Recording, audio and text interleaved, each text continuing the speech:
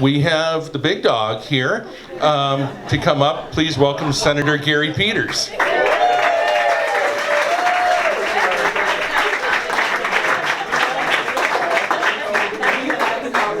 I don't know what that big dog thing's all about. I'll tell you that. I don't know what that is, Larry, but thank you. Appreciate that. You remember, I'm friends with Lincoln. I know. So he has stories, so I'm going to be really nice to him from back in the day. I just want to say, Larry, thank you for bringing so much joy to my life. I mean, you and my wife, you make a great product. This is a great Michigan product.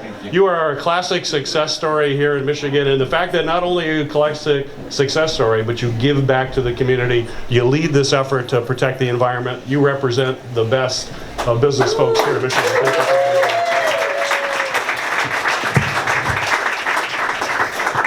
And I did appreciate your comment about the fact there are 3,000 politicians on the island. And I actually think having 3,000 politicians on the island is really good for the liquor business, because everybody else is going to drink an awful lot while they're here.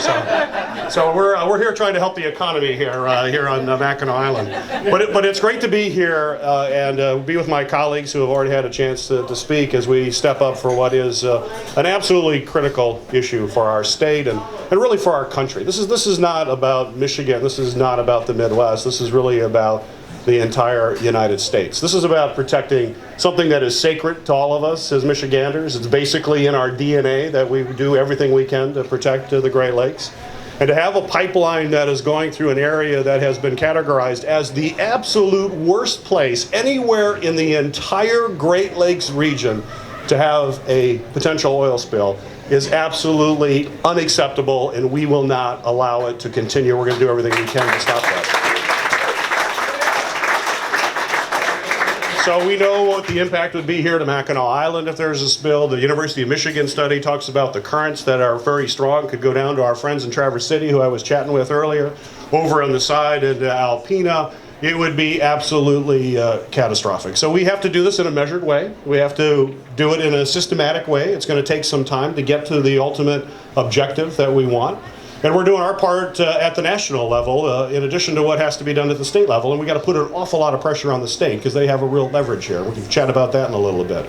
But on the federal level, there are a number of things that we can do, and things that I've worked on that I feel very strongly about. And last year we were able to get in the PHMSA, which is the federal agency that oversees pipeline safety. They were up for reauthorization in my committee, in the Senate Commerce Committee. And we were able to get 2 amendments into that PHMSA bill that I think start getting us to the point where we have to go.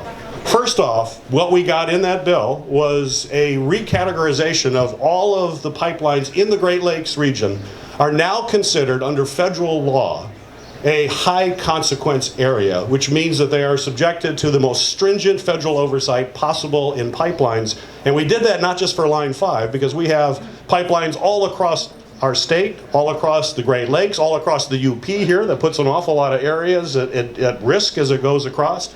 That is now in law, and we were able to pass that on nearly a unanimous basis throughout the Congress to make that happen. And now we've protected these pipelines.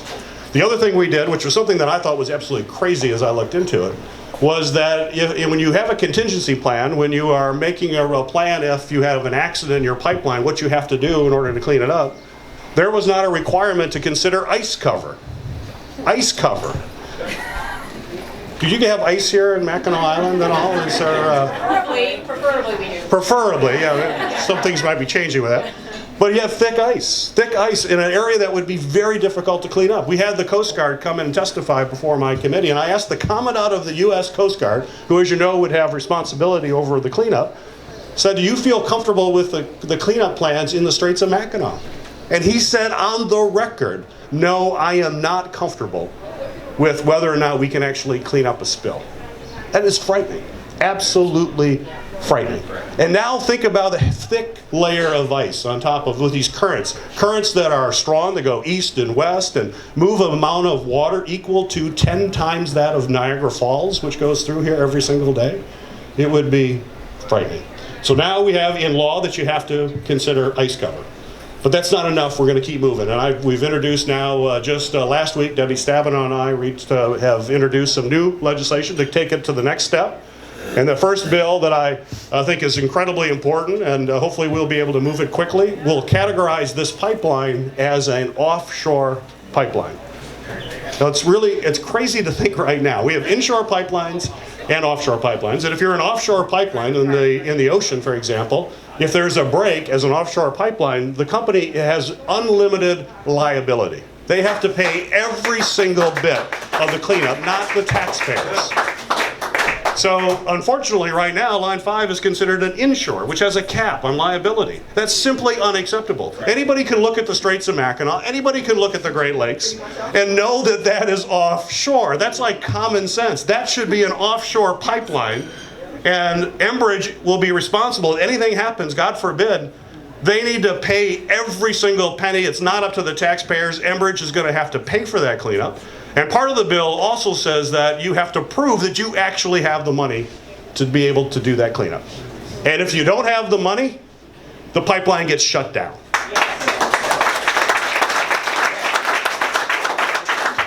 The bill also has increased powers for the Secretary of Transportation to shut down pipelines if there are safety violations, repeated safety violations. Sounds familiar, what may be happening there? And it also says you have to shut down if, because of various conditions, you can't clean up a spill. Think back to the ice example that I gave. If you have thick ice cover and you know you cannot clean up a spill should it occur, at an absolute minimum, if there is ice cover out there, that pipeline should be shut down during the ice cover because we know an accident cannot be cleaned up.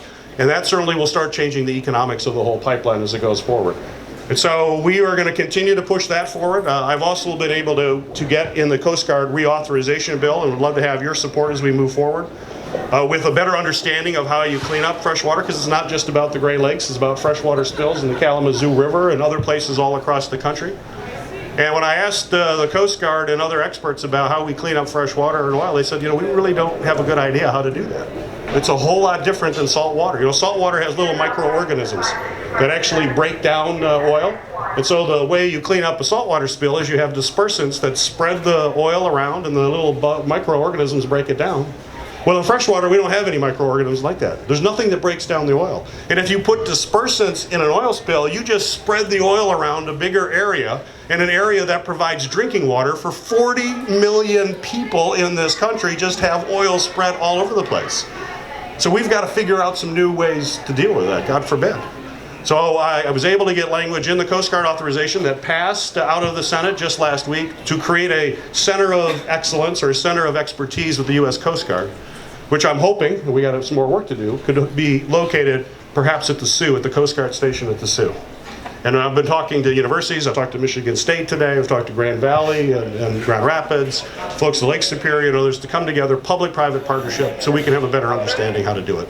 So I give you this long explanation because these are various things that we have to be doing simultaneously. You have to stay involved. You have to continue to be passionate about this resource. You have to continue to put pressure on the state of Michigan, because ultimately it's the state of Michigan that has to shut this down as quickly as they can, and that's something we have to keep pushing.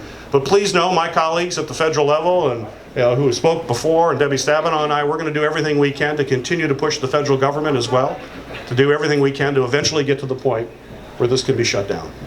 So in closing, I just want to say thank you for your passion. The reason this is moving forward, the reason we are starting to see some really meaningful action is because of people in this room. It's because of the fact that you care so deeply. You care deeply about these Great Lakes, you care deeply about future generations, and you know this is so big that we cannot let this go.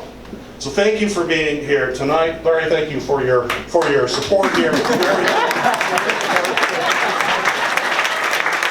I want to say, we can make this happen. Do not give up the fight. And when it's all over and done, we are going to keep the Great Lakes clean for future generations. And it's going to be because people in this room. Thank you so much.